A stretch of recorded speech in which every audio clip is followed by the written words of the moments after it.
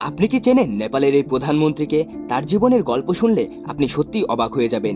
একসময় তিনি ছিলেন একজন র্যাপার। হ্যাঁ, ঠিকই শুনছেন, গান গাইতেন, র্যাপ করতেন। আর আজ তিনি পুরো নেপালের প্রধানমন্ত্রী। কিভাবে একজন র্যাপার হয়ে গেল দেশের সবচেয়ে ক্ষমতাধর মানুষ? আজকের ভিডিওতে জানবেন নেপালের বর্তমান প্রধানমন্ত্রী বালেন্দ্র শাহের ব্যাপারে, অর্থাৎ বালেন শাহের অবাক করা গল্প। বালেন শাহের আসল নাম বালেন্দ্র শাহ।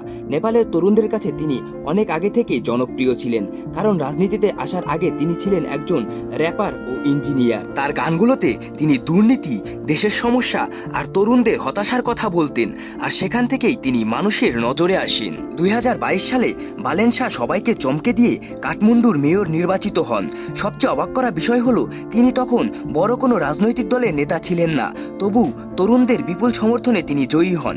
মেয়র হওয়ার পর রাস্তা, ময়লা পরিষ্কার আর দুর্নীতির বিরুদ্ধে অভিযান চালিয়ে তিনি আরও জনপ্রিয় হয়ে ওঠেন। 2025 সালে নেপালে বড় ধরনের বিক্ষোভ শুরু হয়।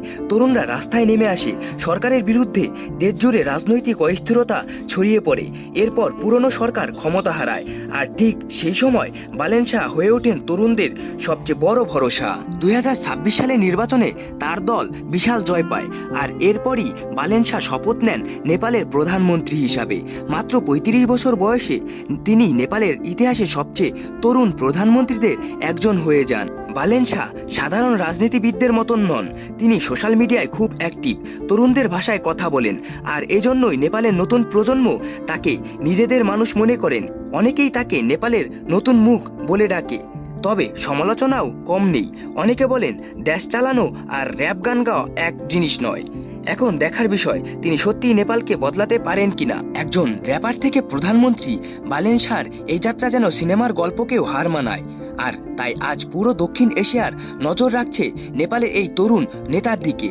ভিডিও ভালো লাগলে লাইক দিন, আর এমন অবাক করা গল্প পেতে সাথেই থাকুন।